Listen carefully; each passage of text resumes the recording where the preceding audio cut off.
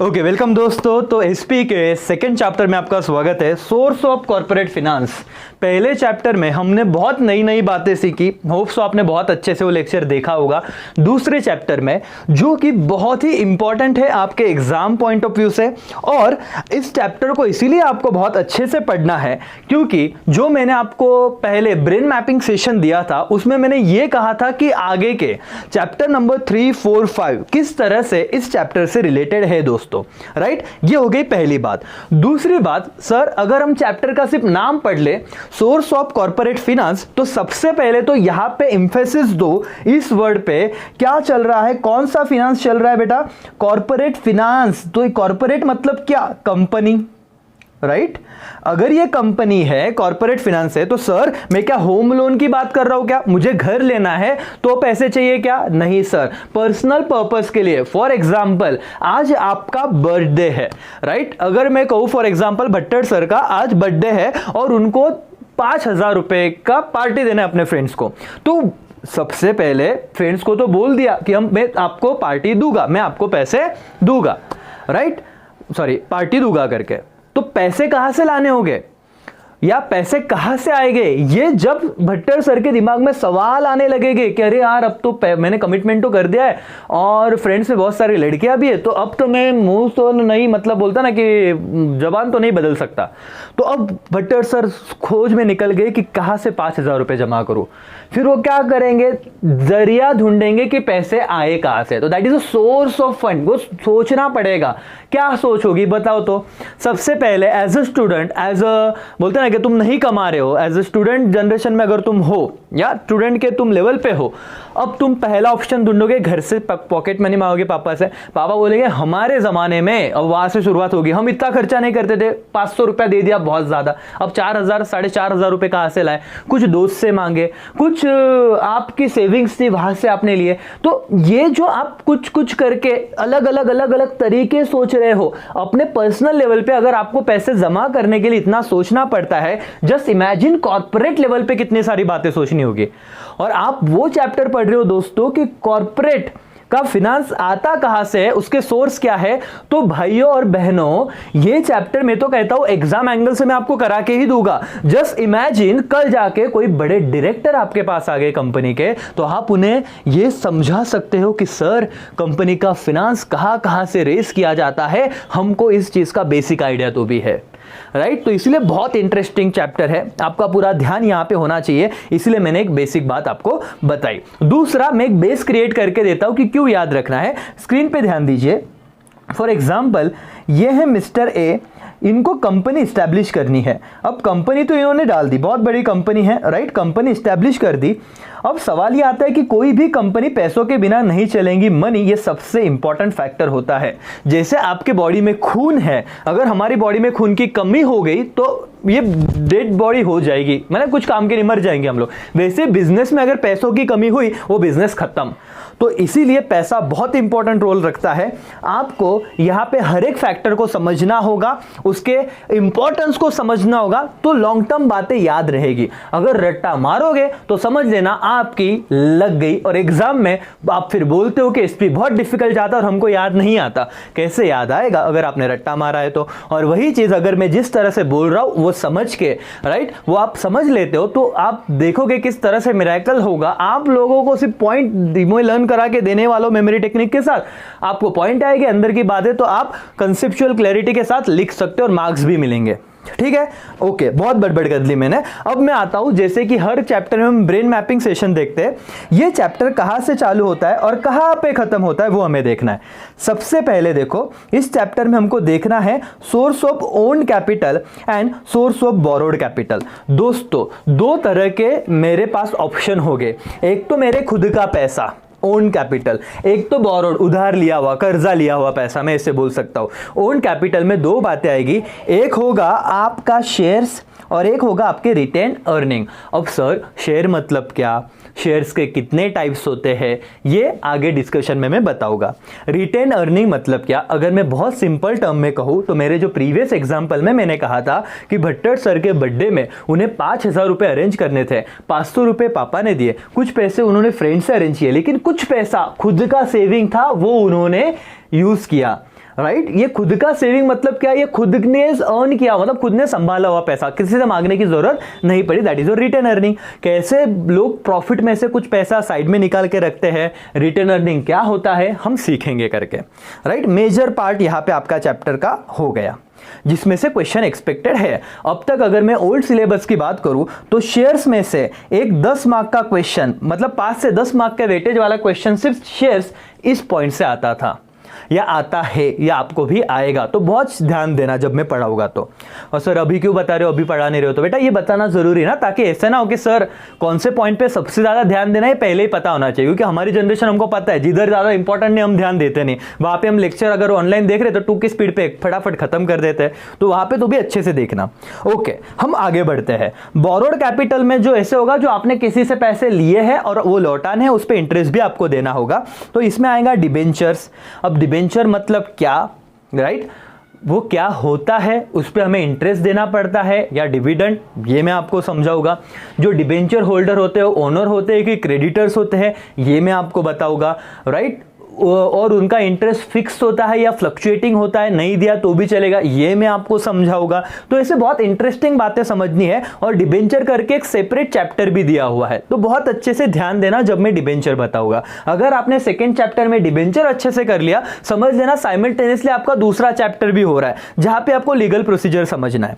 Okay, फिर deposits मतलब क्या। अब ये बैंक का डिपॉजिट नहीं है दोस्तों, एक्सेप्टेंस ऑफ डिपॉजिट। लेकिन आपके मन में क्या ख्याल आता है डिपॉजिट मतलब, सर हमने तो अभी तक सुना है फिक्स्ड डिपॉजिट वगैरह, बैंक, ना ना ना, ये बैंक नहीं है। किसका फाइनेंस की बात हो रही है, कॉर्पोरेट फाइनेंस की बात हो रही है, तो ये अलग मुद्दा है। आगे बॉन्ड्स, राइट। अब ये बॉन्ड्स क्या, जेम्स बॉन्ड क्या, 007 डेफिनेटली नहीं। अब ये बॉन्ड्स ये क्या इंस्ट्रूमेंट है जिसको इश्यू करके कंपनी पैसे ला सकती है, एडीआर जीडीआर, सर ये नाम में ही दहशत है, American depository receipt and global depository receipt, ऐसा इनका फुल फॉर्म है। अब इंडिया बाहर के लोगों से भी क्या डॉलर्स में पैसा रेस कर सकती है, सवाल है ना। हम तो सोर्स देख रहे हैं, और जस्ट बेटा देखो बिना कंपनी डाले आपको बहुत बड़ी बड़ी बातें, करोड़ों की बातें करेंगे, जेब में हमारे 100 रुपए नहीं रहेंगे, 1000 नहीं रहेंगे, लाख नहीं रहेंगे, लेकिन इस चैप्टर में बहुत बड़े बड़ी इमेजिनेशन है। खुद को तुम लोग ना सीए समझ लो, सीएस समझ लो, ऐसा समझ लो कि हम लोग डायरेक्ट अभी ना इतने बड़े हो चुके हैं कि ये अपने बिना काम चलने ही नहीं वाला, हमारे कहे बिना। इस तरह का एटीट्यूड तुम्हारा इस चैप्टर के लिए होना चाहिए, तो ही वो फील ले पाओगे। नहीं तो क्या है, सर चलने दो ना, हाँ चलो क्या है एडीआर, अच्छा पढ़, हाँ ऐसे मत करो, आम जनता पढ़ती है, अपने को थोड़ा हटके पढ़ना होगा। फिर कमर्शियल बॉन्ड्स क्या, ये कंसेप्ट फाइनेंशियल इंस्टीट्यूशन, मतलब इसमें बैंक्स है या फिर अलग अलग कुछ ऐसे एजेंसीज है जो आपको लोन देगी। इंस्टीट्यूशन ना एक ऐसी संस्था जो आपको फंड प्रोवाइड करेंगे। फिर ट्रेड क्रेडिट क्या होती है, क्या होता है, उधारी पे जो लेना, वो भी एक क्रेडिट हो गया ना। तो हम जब गुड्स ले रहे हैं तो ये भी कॉर्पोरेट में ऐसे कुछ सेक्शन होंगे जो पैसे बाद में देंगे, ऐसा कहते होंगे, मतलब हम ले लेते हैं बाद में आपको पैसे देते हैं, ट्रेड क्रेडिट करके ये वाला एक कंसेप्ट है। तो देखो मोटे मोटे अगर मैं कहूँ तो इतना हर पॉइंट पे अपना एक डिस्कशन है, इसलिए चैप्टर बहुत बड़ा हो जाता है। इस चैप्टर को बच्चे पढ़ते तो है लेकिन इस चैप्टर का लिंक नहीं लगा पाते, समझ में आ रहा है। तो इसीलिए जब जब अपना एक एक पॉइंट होगा आपके टेक्स्ट बुक में, जो आपके पास ये टेक्स्ट बुक रहेगा, ये क्या कर लेना है कि यहां पे आप देखो कि शेयर्स हो गया भाई, चलो शेयर्स पे स्टिक कर देंगे, हमने पढ़ लिया है। यहां पे आप 4 लाइन बना दीजिए, राइट। कैसे मैं आपको वो भी दिखाता हूं, चलो। तो क्या होगा कि ये पहला लेक्चर जो मैं ब्रेन मैपिंग कहता था, वैसे हम लोग ये समझते हैं करके, ठीक है दोस्तों। चलो मैं आपको बताता हूं कि कैसे वो करना है। सर पढ़ाओगे कब आप अगर ये सब बातें कर रहे हो, बेटा पढ़ तो पूरी जिंदगी हम रहे हैं। इंपॉर्टेंट क्या है, याद रहना, और याद कब रहेगा, जब हम एक लिंक क्रिएट करेंगे दिमाग में। नहीं तो आज पढ़ाने को क्या, मैं एक अभी जितने ये बड़बड़ की है उतने टाइम में तो बहुत सारी चीज़ें मेरी पढ़ा के ख़त्म भी हो जाती है। अब समझो, शेयर्स मेरा खत्म हुआ, यहाँ पे पहला टिक होगा, मतलब ये मैंने पढ़ाया आपको समझा। जब आप सेल्फ स्टडी कर रहे हो, सर जब हम बहुत कम करते, सपोज अजम्पशन कि आप कर रहे हो, दूसरा टिक मैंने यहाँ पे किया, तो आपको समझ रहा है कि शेयर से मेरा बहुत अच्छे से पढ़ के होगा। और पेपर जब मैं लूंगा, तीसरा टिक यहाँ पे करना, पेपर के वक्त भी पढ़ा रहेगा ना। और जब मेन बोर्ड एग्जाम होगी तो 4 बार अगर आप एक पॉइंट को पढ़ते हो, और मैं पॉइंट वाइज एनालिसिस कर रहा हूँ, आपको ज्यादा मेहनत भी नहीं दे रहा हूँ। आपके पास जो फिजिकल कॉपी है, राइट, जो हार्ड कॉपी है, उस पर ऐसे चार्ट बना लो। और रिटर्न अर्निंग बहुत सिंपल सा पॉइंट है, लर्न हो गया, कोई दिक्कत नहीं। लगता है आपको कोई बहुत कंफ्यूजन है, कुछ अपना हिंट बनाओ। जैसे कि फॉर एग्जाम्पल मुझे रिटर्न अर्निंग बहुत डिफिकल्ट जाता है, मैं स्टार मार्क बनाता हूँ कि भाई मुझे बाद में पढ़ने पढ़ने की जरूरत है, ऐसा ऑन आपको करते जाना है। तो आपको भी समझेगा कि क्या लिंक है, और एक टाइम ऐसा आएगा कि ये जो बड़ा लगने वाला चैप्टर है, जो कंफ्यूजन भरा चैप्टर है, वो खत्म हो जाएगा और आपको समझेगा भी नहीं। समझा दोस्तों? पक्का समझा? राइट। सो अब हम लोग इस चैप्टर की शुरुआत करते हैं। होप सो जो बच्चे यहाँ तक टिके रहे, जो बच्चे यहाँ तक जुड़े रहे, अब हम पढ़ना चालू करेंगे इंट्रोडक्शन से। और इंट्रोडक्शन हर चैप्टर की वो नींव होती है कि जिससे आपको चैप्टर पढ़ने का पर्पस समझता है। तो बिना समय गवाए हम इंट्रोडक्शन पढ़ते हैं और क्या क्यों दिया गया सोर्स ऑफ कॉर्पोरेट फाइनेंस, उसकी भावनाएं समझ लेते हैं। देखते हैं। Finance holds the key to all business activity. हर बिजनेस एक्टिविटी का अगर वो लॉक कौन खोल सकता है तो क्या रहेगा? फिनांस। अगर फिनांस नहीं है तो लॉक कभी खुलेगा नहीं, आप एक्टिविटीज, आपका बिजनेस कभी सक्सेसफुली कर नहीं पाओगे। इसलिए finance hold the key to all business activity. No business activity can ever be pursue without financial support. ये एकदम कॉमन सेंस वाली बात चल रही है, जहां पे आपको अपने दिमाग को टेंशन बिल्कुल नहीं देने का है। Finance is necessary throughout the activity of the promotion, organisation and regular operation of business. All function of business are ultimately depend on finance. तो पहला पैराग्राफ के आपको समझ गया क्या? कॉमन सेंस के साथ। Yes sir. क्या था? एकदम सिंपल बात थी। उन्होंने बार बार एक ही टर्म के अगेंस्ट पूरी दुनिया घुमाई है कि फिनांस बहुत जरूरी है। अगर फिनांस नहीं रहा तो आपके ऑर्गेनाइजेशन में कोई भी एक्टिविटी हो नहीं सकती। दूसरा पैराग्राफ पढ़ते हैं। The finance needed by business organisation is term as capital. Yes, कि जो बिजनेस को पैसा लगता है उसको हमने एक नाम दिया है, उस टर्म को क्या कहेंगे हम लोग? Capital requirement, right? Capital. Every business organisation need certain capital for its activities. A joint stock company which is modern from business organization and being large undertaking require huge capital for business। ये term क्या आया? Capital समझा था ना? Finance जब need होता है business को, उसे कैपिटल कहते हैं। और जो मॉडर्न हम बात करने वाले, मॉडर्न एरा मतलब क्या? ये कंपनीज, जॉइंट स्टॉक कंपनी। सो दोस्तों उसके लिए कैपिटल भी क्या लगेगा? बहुत ज्यादा ह्यूज कैपिटल रिक्वायरमेंट लगेगा। The huge capital collection and capital formation has special significance in the management of joint stock company. चलो दूसरे पैराग्राफ में हमने क्या समझा? उन्होंने कहा कि देखो आपको बिजनेस करना है तो नीड है ज्यादा पैसों की, और उसको हम इस चैप्टर में क्या टर्म दिया हमने? कैपिटल। तो जितना नया टर्म है कंपनी जॉइंट स्टॉक कंपनी, वो नया मॉडर्न टर्म है, उसको ज्यादा कैपिटल की रिक्वायरमेंट है, और आपको ये समझना है कि वो पैसा आएगा कहां से। लास्ट दो लाइन पढ़ लेते हैं। क्या कहा है? Capital formation is a process. Underline. Capital formation क्या है? एक प्रोसेस है। किसका प्रोसेस है? Of collection of capital from various sources according to financial plan of the company.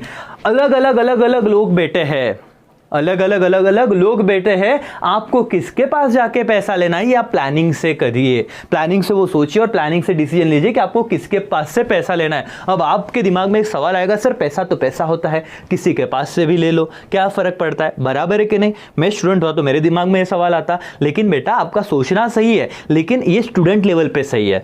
बहुत बार पैसा तो पैसा होता है, ठीक है, लेकिन मैं इस ऐसे साहूकार से पैसा ले रहा हूं जो 100% इंटरेस्ट लगा रहा है। सर 100% मतलब मैंने उससे 1 लाख रुपए दिए, बराबर?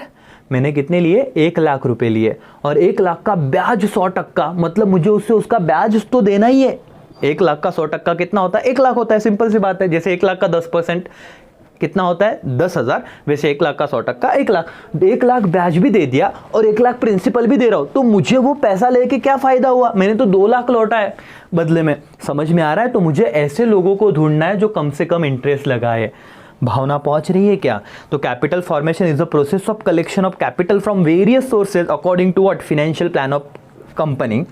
और joint stock company collect huge fund through the different sources. अलग अलग सोर्सेस से जॉइंट स्टॉक कंपनी पैसा लेती है।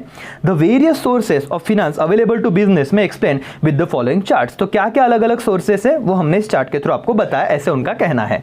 चार्ट क्या है देखो। Source of finance based on the types of capital, ये सबसे इंपॉर्टेंट है। ये किसके बेसिस पे बना है? Types of capital.